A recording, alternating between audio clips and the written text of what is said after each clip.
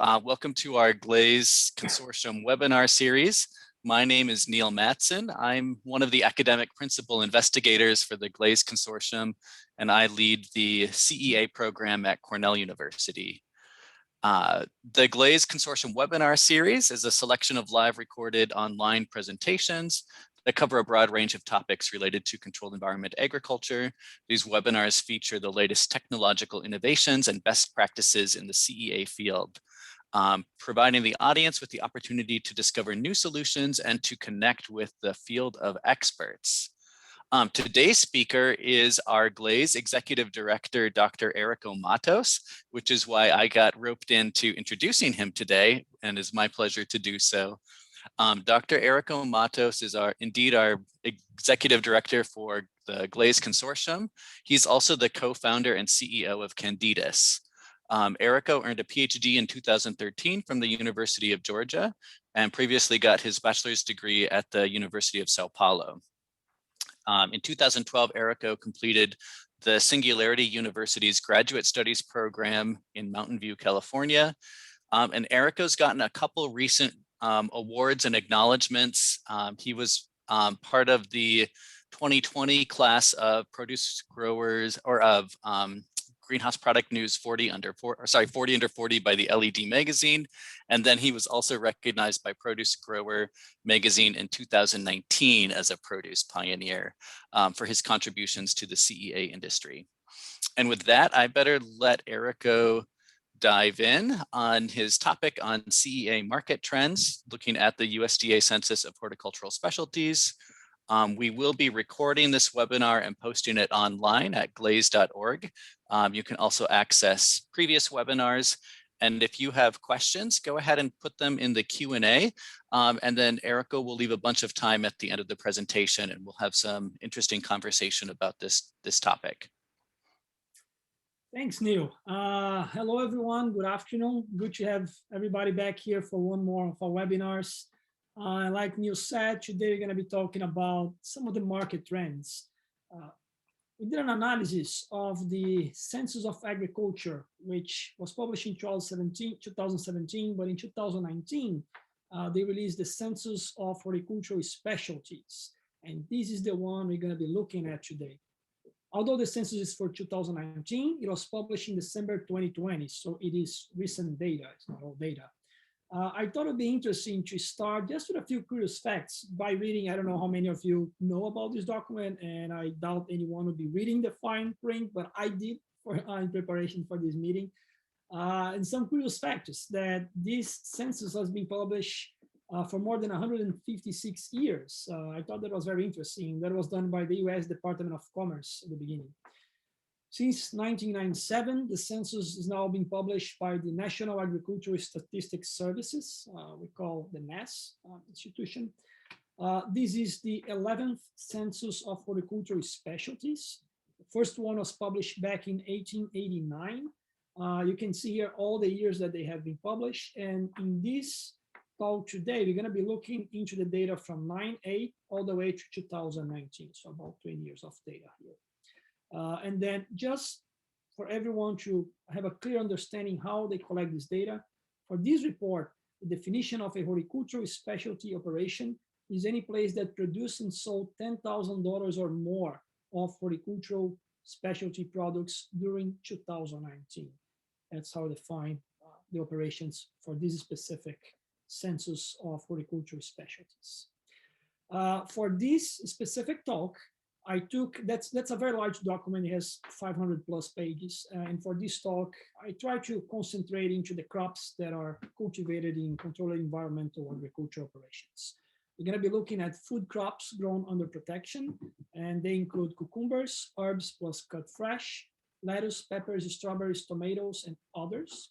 And then floriculture as well. And for floriculture, we select the annual bedding plants, potted perennial plants, potted flowering plants, foliage plants, and we're going to be looking at the general trends also for cut flowers and cut cultivated greens. However, these two last items will not be into the more detailed analysis. They are not relevant enough to be included. Other thing I'd like to mention now at the beginning is that all these terms that I'm using They are identical to what has been used at the census. So those are their definitions. The places where I do some extra analysis, I will point it out. But all those terms that we're seeing right now, it comes straight from the census, and that's how they segment the industry, and that's how they divide the industry into all these different crops. To begin, a snapshot on the 2019 Horticultural Specialty Mark by market value. So those categories that I mentioned, it adds up to $6.25 billion in sales. That's the amount that amounted in 2019. On those categories, 36% came from annual bedding plants and garden plants. You can see is the majority of the market. Then you have potted flowering plants with 19% of the market, perennial plants 15, foliage plants representing 11%. The cut flowers and the cut cultivated greens, they have minor contribution, 6 and 2% respectively. And then food crops, about 11%. That is consistent with what we saw on the Census of Ag, the 2017, where we found about 10% of the contribution of the value comes from food crops grown under protection, and the rest is horticulture. Here is a snapshot just to show a curious fact, and then I'm going to look into all those factors in detail across the presentation here, along the presentation. But doing a comparison from all those categories that I mentioned, from data from 2014 and 2019, the market growth was negative for most of them. I was even thinking about if I should use the term market growth, because it was market shrink in most cases. But it was very curious. That was not our expectation. We're going to take a look in detail, but just to see where the red represents the reduction in the value of sales. So you get 1, 2, 3, 4, 5 categories out of 7 reducing the volume of sales, with just 2 of them increasing, which was potted flowering plants, and then also cut cultivated greens, which was a slight increase of just 1%. Then also the number of farms, most of them, there was a steady decrease over the years. We're going to take a look in detail as well, but just to provide a perspective on the market. So let's start to look into each one of them in more detail now. So the first category, we're going to start with the food crops grown under protection. The graph on the left side, it shows the evolution from 1998 all the way to 2019, based on the data from the same census. And you see the blue bars represents the sales in thousands of dollars, and the red line, the number of operations. So we can see how over the past, from 98 all to 2014, there was an increase, a steady increase in the volume of sales. However, from the past census to now, there was a decrease in 11.7% on the volume of sales. However, the number of farms was increasing even with this decreasing volume of sales from 14 to now. The number of farms continue to increase over time. We're going to be looking the same graphics over and over, so I thought it would be good to take some time on the initial ones to explain what these tables means, how to read, so as you go to the next one, we're more familiar with them. We're going to have always this graphic on the left showing the progression of these 2 categories, number of operations and the volume of sales. On the right side, the top table, we will look data from 1998 all the way to 2019. But then on the bottom right, we're going to be looking for the numbers, the variation from 2014 to 19. So what changed from the previous census to this one? And I'll be indicating in green the ones that are increasing, which are a few, unfortunately, and in red the ones that have been decreasing from 2014 to 2019. As we go along here on this presentation, I forgot to say at the beginning, we did a good analysis on the numbers that have been published, and we have a few ideas why they happened. But all of you that are joining the call today, if you have ideas, if you have insights, please share through the Q&A and the text chat. So at the end of the talk, we can discuss them. So for example, why there is a decrease in volume of sales, why the number of operations might be decreasing or increasing. So all your comments are very welcome, and we'll be discussing them at the end of the presentation. Moving forward, the next table we're going to take a look over and over today, it is the market segmentation by the volume of sales in 2019. Here we have the food crops grown under protection, and I'll take some time to explain how to read this table as well. The first thing we're going to look are the total number of operations and the total volume of sales from those operations. In this case, food crops grown under protection. So see here on the corner up left. For the food crops grown in protection, there were 2,994 operations, and they had a total amount of sales of $703 million. So take a look, that is in thousands of dollars. The next section we should understand is how they divide, how they're segmenting the industry. So you can see the number of operations according to the volume of sales in 2019. So in this case, if you look at the first one, there were 53 facilities that sold $2.5 million or more in 2019. And then down below, you see the total contribution from this category. So these 53 facilities altogether, they sold $471 million in sales. As you move to your right side, the size of those facilities decrease, and we'll see how the market changes with this transition. Down below here, the bottom left side of the table, we're going to take a look at the wholesale versus retail. We're not going to do a deep analysis here, but one thing I would like to show is where there is a change, where they tip, where they go from more sales going to wholesale to more sales going through retail. And that makes sense. The very large companies, they have more sales to wholesale, the smaller ones to retail, but it's interesting to see where happens this change. So that's what I'm highlighting here at the bottom of the table. So you see highlighted in light purple, the numbers that are higher, and then the red arrow would show where there is this change. In this case here, for food crops grown under protection, are the facilities that sell up to $100,000 in annual sales in 2019. From 10,000 to 100, they have most of the sales to retail, and then above that, most of the sales went through wholesale. Now, this bottom table here, this is where we do our own analysis. So I try to segment the industry to take a look how it is dispersed, who holds more part of the sales, and put a number on those different categories. In this case, you can see that just 2% of the facilities producing and selling food crops grown under protection hold 67% of the market. So it's an impressive number. Just 2% of the facilities controlling $471 million in sales. Then I am defining here as medium category, companies that sell from $500,000 annual sales in 2019 all the way to $2.499999. They represent 5% of the industry, and they control 50% of the volume of sales. And then you have 93% of the facilities holding just 18% of the volume of sales in 2019. The next slide shows us, it's a visualization of the same numbers. So you can see in the blue bars, the volume of sales in 2019. So the facilities selling 2.5 million or more, they hold most of the sales, and the number of facilities is very low. As you progress to your right, we have more and more greenhouses controlling less and less of the volume of sales. So I thought that was interesting to share with the audience today. For the food crops grown on protection, we're also going to take a look on what are the items that have been produced. And here we found some interesting traits. The main categories reported, there were cucumber, herbs and pet fresh, lettuce, peppers, strawberries, tomatoes, and then other. They don't specify what is other. What was interesting, not surprising, but interesting, is that tomatoes, they represent the vast majority of the area under protection. So they account for almost 60% of the area under protection for food crops grown.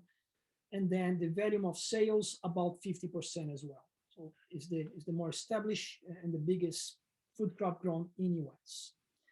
The smallest one was a strawberry. So they had just 0.74% of the area, and the volume of sales was very low as well, 0.13% of the total. Now, the last column here, this is something that we calculated that was not provided into the census, which is the revenue per square feet, to give us an idea on how much money can be made per square feet with those different crops.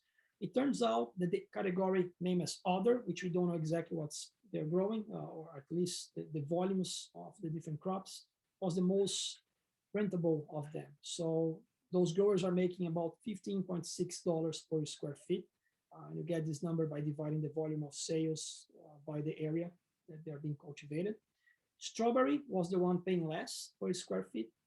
And then when we look at lettuce and herbs and cut fresh, I highlighted those numbers just to point out what I found interesting.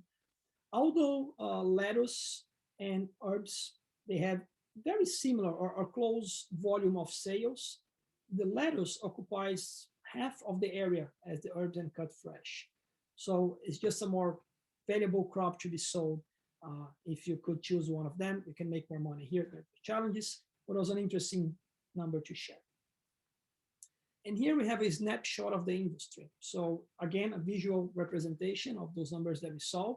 In terms of total area, we can see how tomato dominates and followed by other lettuce, herbs. Then we have cucumbers, peppers, and strawberry.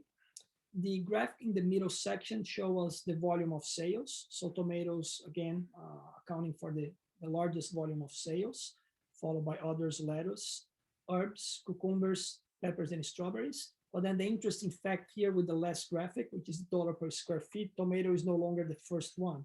It is other, followed by lettuce. Then we have cucumbers. Then we have tomatoes. Then we have herbs and cut fresh, peppers, and strawberry as the last one. Erica, I want to interrupt. We got one logistical question, which is a good point to discuss now. It says, please specify what does the under protection include? So that's protected cultivation, right? Which is greenhouses as well as like poly houses or high tunnels. Yes, thanks, Neil. If you have more questions along the way, Neil, please feel free to stop if you have any questions like that. Sure, that was the only logistical one so far. Perfect, thank you. On this graphic is the same data again. I just put them side by side to give another visualization of this data. So we have the sales and the area that they occupy. And here we can make some of the same points that I did on the previous graphic. Other occupies a relatively small area versus the volume of sales in dollars. So you can see here by this difference between the red and blue bars, which is area and volume of sales. And then if we look at lettuce and cut fresh, herbs and cut fresh, you can see this difference with lettuce occupying a smaller area, but having slightly more volume of sales in 2019. So although the volume of sales came down in 2019, and we were a little bit surprised with that, we thought it would be a good idea to show where the market's going next, what we think is going next. So in 2020, the investments in horticultural specialties cultivated in controlled environmental agriculture. Here we selected the large amounts. There was an overwhelming amount of investment into this industry. I'm sure there are more than that, but those are the ones that we could find the large investments.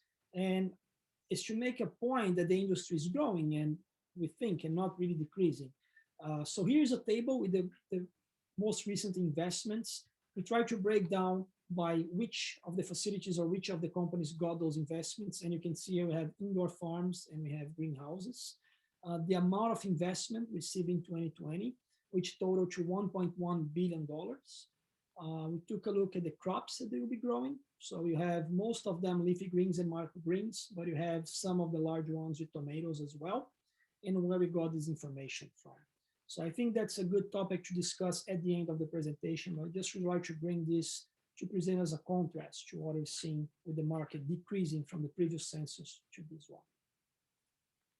Now, 2020 and 21 COVID impacts. Here again, we're trying to highlight a few of the points, and your participation would be great. If you have insights and questions, please share with us and we can discuss at the end of the presentation. But based on the basic research, we found a few important things. On the food supply chain, it seems that the COVID brought a beneficial aspect for the food crops grown under protection versus field.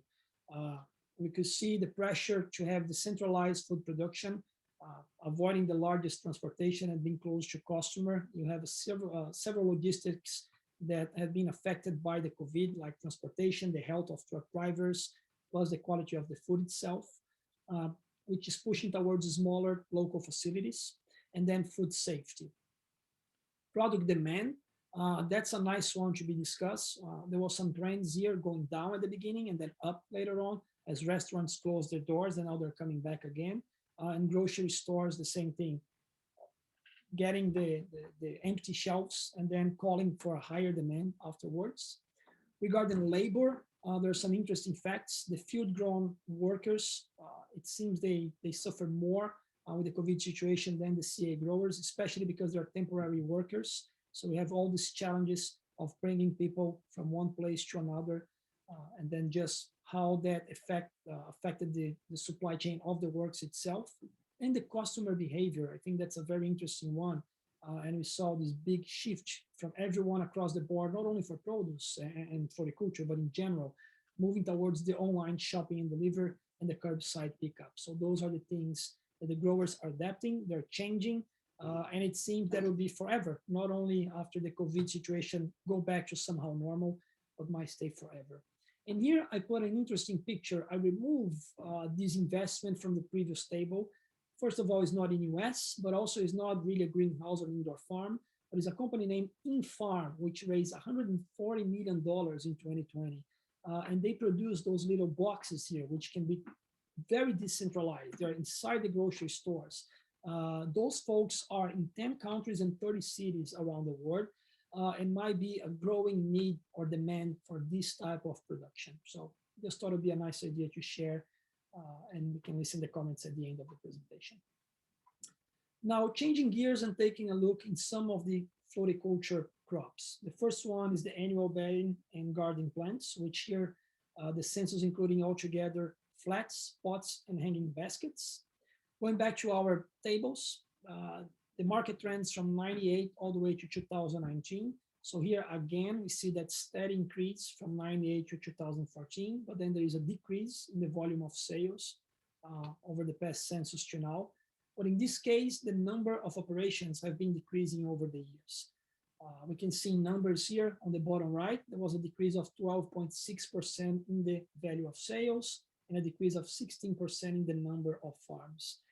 And it would be nice to discuss at the end of the presentation what's happening with this decrease in the number of farms. Maybe it's just more mergers and acquisition, larger facilities accounting for large volumes of sales. Would be interesting to talk about that at the end.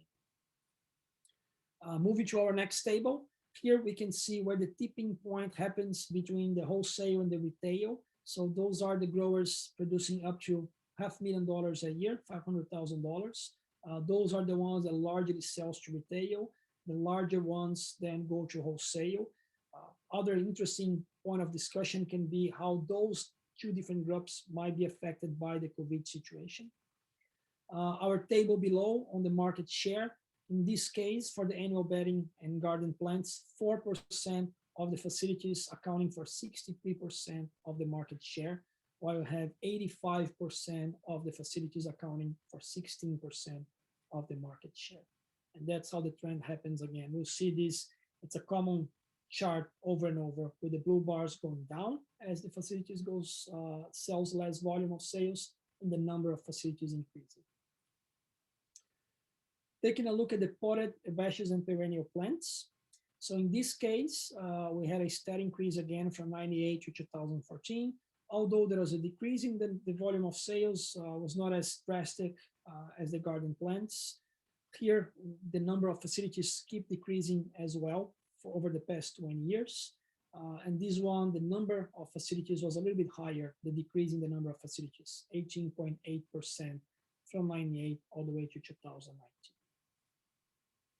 For the herbaceous and perennial plants, the tipping point happens again at $500,000 volume of sales. So that's where you have more companies selling to retail. So 500,000 and less to retail, and above $500,000 selling more to wholesale. Very similar market share. So in this case, you have 6% of the facilities accounting for 73% of the market, and then 81% of the facilities accounting for 12% of the market in 2019. That's what it looks like in graphic. Now, taking a look at the potted flowering plants for indoor or patio use. Here we have a category that goes up the volume of sales from 1998 all the way to 2019. There is a slight increase from 19 to 2009. And then they really increase from 2009 to 2019. However, the number of farms, there is a big decrease from 98 to 2009, and then they're somehow the same with a little decrease from 2014 to 2019.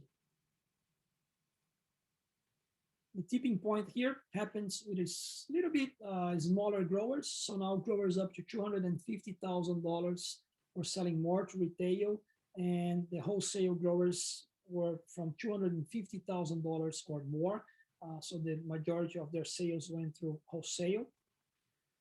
And again, very similar market trend on the number of facilities, with 7% of them controlling 75% of the market.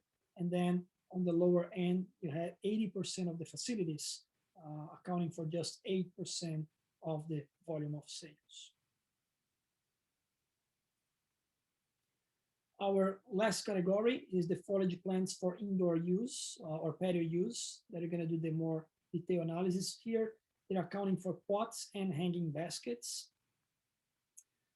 Similar trends again, although there was a decrease in the value of sales from 1998 to 2009, there is an increase in the middle years, but then from 2014 to now, decreasing the value of sales of 4.2%, and the number of facilities decreasing over time over the past 4 census year from 1998 all to 2019, with a decrease of 11.6% in the number of farms. It's interesting to see here with the foliage plants for indoor or patio use, the tipping point between wholesale and retail happens much earlier, or I would say with much smaller facilities. So facilities selling up to $40,000 in annual sales for the year of 2019, they're selling more to the retail, but then above $40,000, they already go to wholesale. So the market share here is different. So much more wholesale than retail, 97% of the whole operation selling through wholesale and 3% through retail. When you look at the market share, 6% of the facilities, they were responsible and accounted for 70% of the market volume of sales. And then you had again, 80% of the smaller facilities accounting for just 8% of the market value. And a similar graphic again. One difference here, we have more of the medium facilities and not so much with the very small facilities. Now, some of the COVID impacts in the floriculture industry. So 2020 and 2021 COVID impacts. We found a very interesting publication by it was an industry report. So it's the 2020 State of the Industry Report, Impact of Coronavirus, published by Kate Spurgeon from the Garden Center. That is from October 2020. And they published a nice report. They did some interviews in the industry asking the garden centers, how much of an impact has the COVID-19 outbreak had on your operations? So according to that publication, 50% of them said it was a great deal, 21% a lot, 18% consider a moderate amount, 7% said a little, and 3% non-impact, and what that means. So what they ask is, have you seen any change in sales during the coronavirus outbreak for the floriculture industry? That's interesting. Sales have increased significantly for 71% of the folks interviewed here. 18% said they have increased somewhat, and then sales not changed for just 1% of the facilities, and sales have decreased somewhat or decreased significantly for 4 and 7% of the interviewers. Which of the following you offer before the COVID-19 outbreak? So those are some of the options that they had to sell their produce or the flowers before the outbreak. So order by deliver, 58% of the facilities were already doing that. Phone ordering, 57%. Online shopping was not very common, just 20% of the facilities. Curbside pickup, even less, just 8% of them. And then offering classes and workshops, 5%, and none of those activities, 21% of the interviews. And here you can see how that changed after the COVID outbreak in 2019. So I don't think that's a surprise. Curbside pickup has been adopted by 78% of those folks. So there was a big jump from 8% before the outbreak, going all the way to 78%. The phone ordering didn't change much. They were already doing that. Online shopping was another one that was a big increase, so almost twice now. We have 45% of the interviewers are now doing online shopping or offering online shopping. Order delivery, 42% of them have implemented. Online classes and workshop, it didn't change much. That's not surprise as well. None of those new offerings were applied for them. 13% of the companies and other 5% of them, which we're not going to talk about those here today. So those are the numbers that we prepare regarding the CEA market trends. And I would love to open for discussion now. Like I mentioned, we try to put together some of the numbers that we saw in the report. And that'll be great to get the input for everyone to discuss why some of them are happening, our thoughts. So please feel free to ask your questions and we can start the discussion. Thank you, Erica. That was great. There were a couple things that came in. I can read those first, and then we can go on to broader Q&A. So one of the questions was, I think this happened during your talk about the food crops. They said, can you expand more on why we are seeing a shift to more research placed into this type of crop development? Which one was that, Neil? Can you say again? I think they're talking about the food crops under protection, and maybe that question came out when you were also showing like the investments in CEA.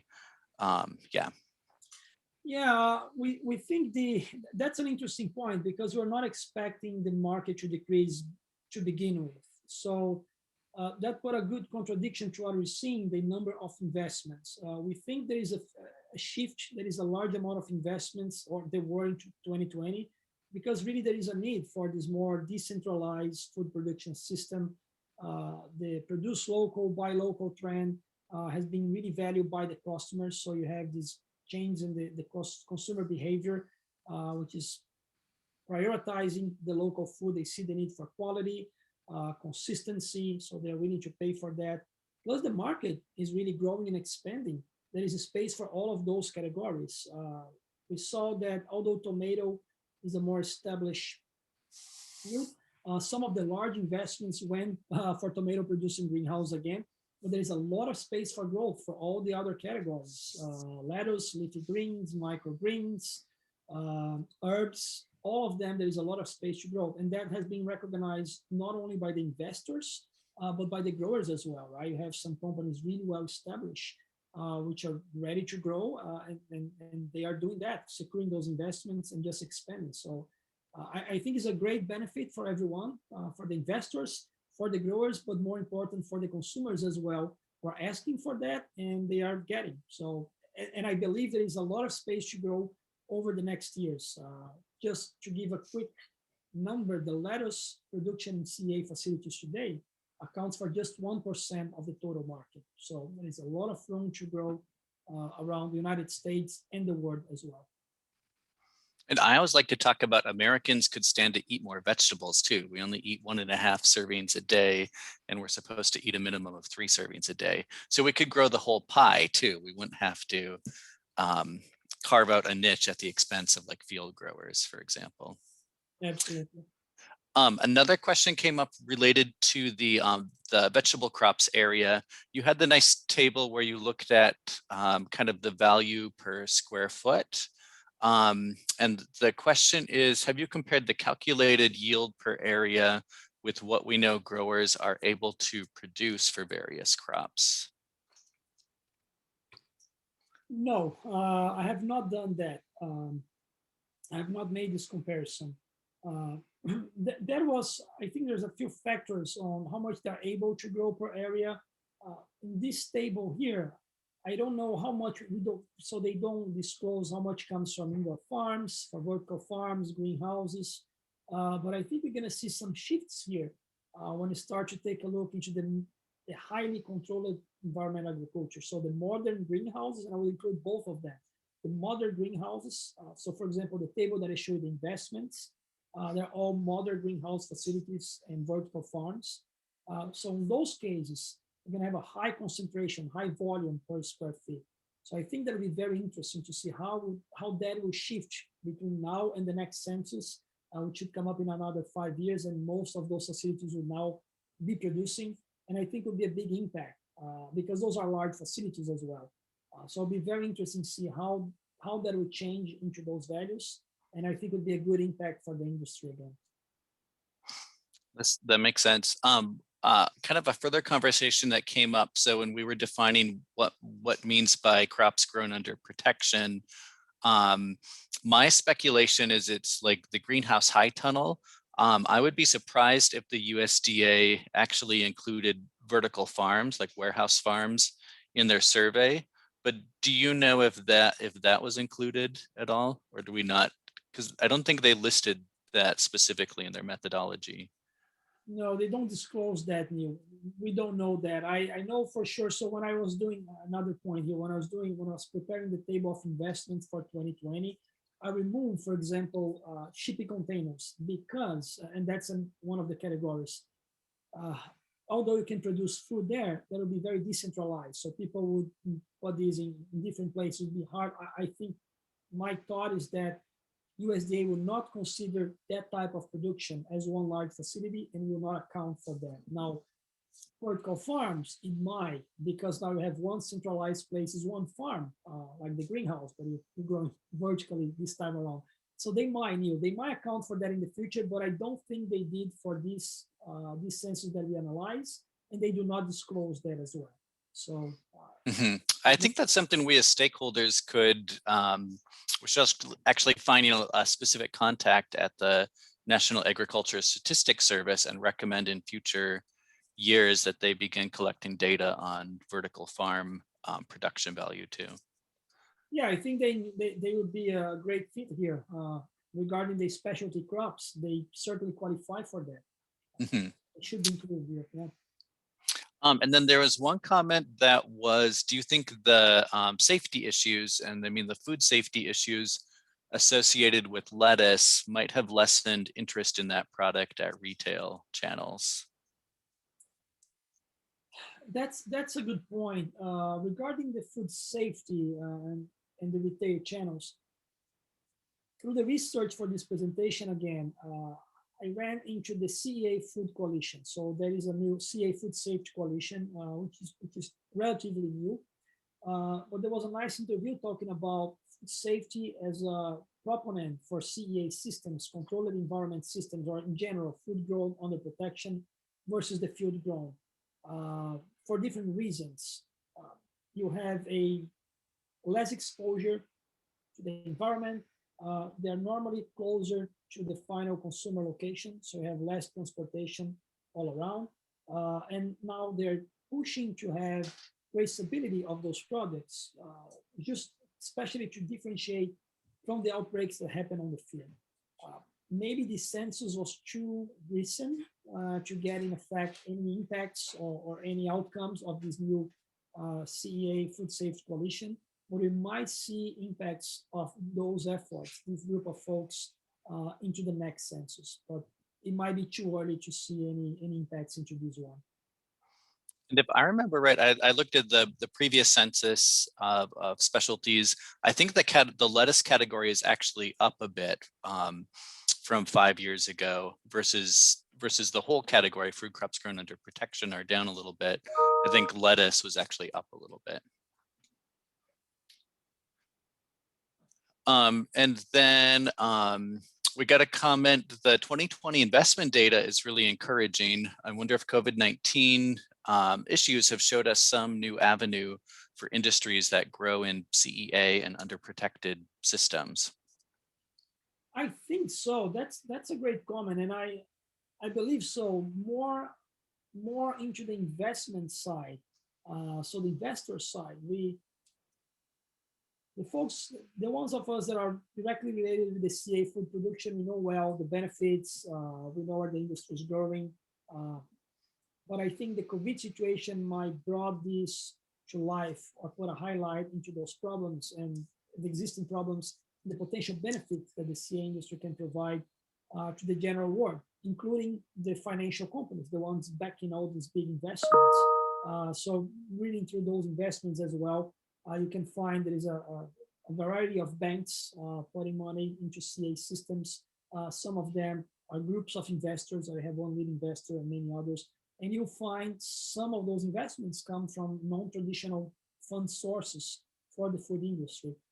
So I believe the COVID situation, with all those aspects that we talk about, supply chain, labor, innovation, quality of the food, one of the big ones, consumer behavior, I think they're all contributing for those investments and to grow the industry. So that is one of the silver lines, I would say, from the COVID situation for our industry. That's great. Thank you, Erica.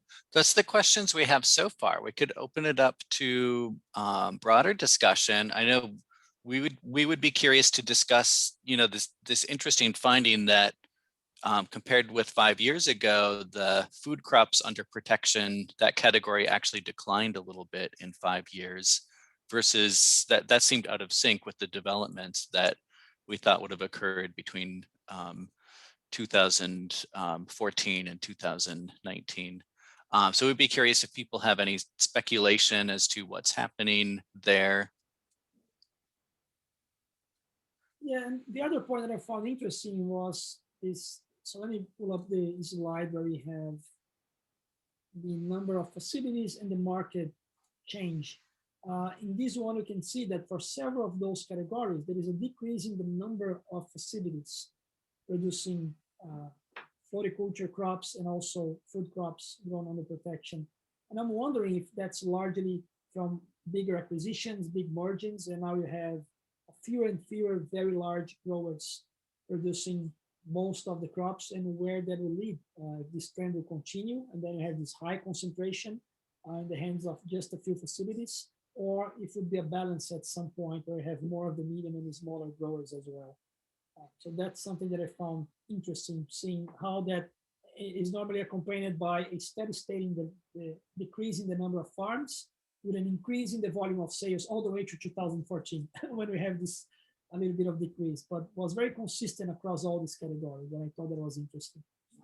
And I guess it also requires the operators to actually report back the numbers.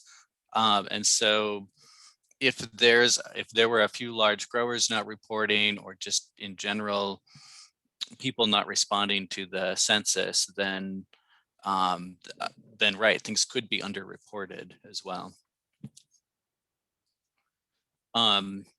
One question came up, which I think is a quite interesting discussion point. What additional metrics and trends would you most like to see that the census does not include? Well, that's a good point as well. We found a few things. So I don't know why they will not do that. Might be outside of their capabilities or how to define, but the size of the segmentation of the industry. So some of the things that then we did manually for this report here, for this analysis. So for example, I have the animations. I'd like to pick up one where we break down the industry into different categories. So what is a large grower? What is a small grower? So those type of analysis here. If I can see my screen again. So defining what is a large grower, and could be by the volume of sales, could be by the acreage that they occupy. They could divide into the type of systems as well. We had this question early on, food grown under protection. Why we know there is a big difference from hoop houses all the way to very high automated greenhouses, and if they include vertical farm, it's going to be another big technological difference, and that will reflect into the outcomes. So I think if you take all of these and you just consider them as the same thing, your data might not be as representative as you'd like to be. So I think doing a little bit more segmentation to those facilities, that'll be great. And it's a good reminder that here they don't talk about energy efficiency. So that could be something one could wonder, numbers on the energy efficiency, but that's not really the point on the census. The census are looking for number of facilities and the market value that they have, the volume of sales. So I think to conclude, I would say more segmentation into the industry by size and the type, a little bit more refined would be great. Yeah, more on like what they mean by under protection. Are you in a greenhouse under glass, in a greenhouse under plastic, in a high tunnel, or a vertical farm? That's all great. I would also be curious what, so for the vegetable category, there was the other, and the other was a substantial category. It's like what all, and these were high value things on like a per square foot basis. So what else would fall under other? And some things I was thinking of could be microgreens, maybe their other, well, there's the herbs cut fresh category already. Maybe potted herbs, if that doesn't fit under the cut fresh. Yeah. That was interesting, yeah. And by the analysis, they are the one of the highest revenue per square feet.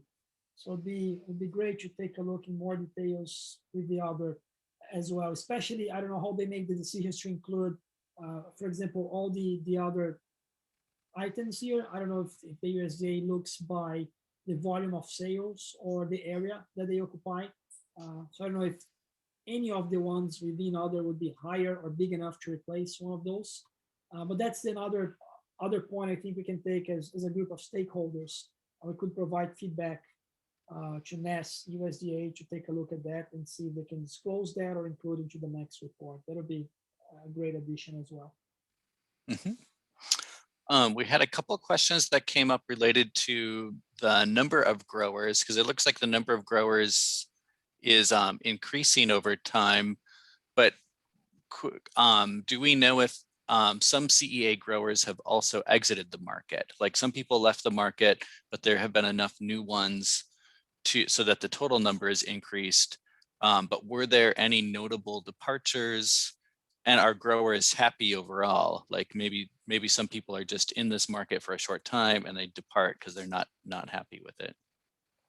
We see more the trend with the general categories. We saw more decrease instead of increase. If I understood right the question. Yes, good point. I think one person was probably referring to the food crops grown under protection. Their numbers have grown, but for the floriculture producers, you're right, those have largely decreased. Yes. So maybe we should split that up into two different questions. So for vegetable growers, even though there's growth overall, are there some people that have departed the market because they're not happy with it or not profitable with it? That's another point that will be a great feedback for USDA because they include volume of sales here from $10,000 all the way to 2.5 million or more in 1 year. It could be big trends there. What's happening with the lower, right? The lower revenue facilities, 10,000 to $100,000, and what's happening with the very large facilities. I think it would be hard. I don't have the knowledge to speculate what's happening with the smaller growers, especially $10,000 in a year is really not much. So it could be people selling at the smaller farmers market, and then you go all the way to very large automated facilities. So it could be interesting to take a look in those brackets as well to see how things are moving around there, and even the impacts of COVID within those different categories. So my answer to this question, I prefer not to speculate. I will not know enough to see. It's a very vast range of growers, but I'm curious as well. That's something I can take a look and maybe follow up with another presentation if we can find this information with the market. But if we look at the number of investments, again, that we got at the large facilities, the indication is that people are coming to the market. They're not leaving the market. They're coming, they're staying, they're growing. But that's a representative information for the large ones, not the small ones. So I don't know what's happening with the small ones. Mm-hmm. And then, so then if we look at the kind of floriculture side of that, and we've largely seen this decrease in the number of producers, is this related to like mergers of these facilities, or due to like an increase in productivity, like they could produce the same amount of crop with 20% less space. So some people are going out of business.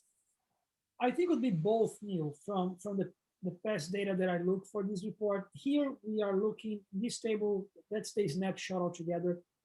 We see most of the times both a decrease in the number of facilities and the volume of sales, but looking for the other two census. So if you take a look from 1998 all to 2019, normally you see a steady decrease in the number of farms, but an increase in the volume of sales all the way to the previous census in 2014.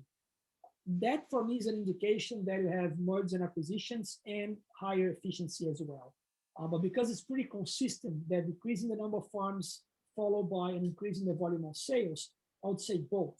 Uh, Lots of mergers and acquisitions, and also the increase in productivity. That would be, in my opinion, the two driving factors for these trends that we saw, with the number of facilities decreasing and the volume of sales increasing all the way to 14 until you get to 2019.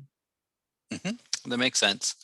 And then a question also came up: is inflation represented in the numbers? So do you know if they adjust the production value in terms of like today's current dollar value? And I don't think they do in the report. So No, I don't think they do as well. Yes. so if there's been 2% inflation each year for the last 5 years, we should have seen a little over 10% increase in sales value if the numbers if everything else remained flat. But so I guess we have to factor in that too.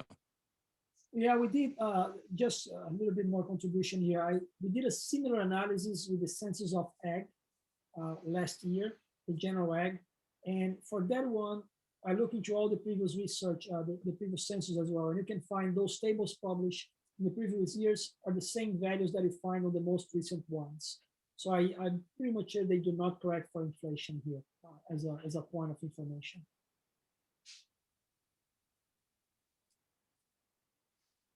Great. And I think that has been all the questions so far. One logistical one is where will this webinar be posted? And it's at glaze.org. And I included the specific link to the webinars page in the chat.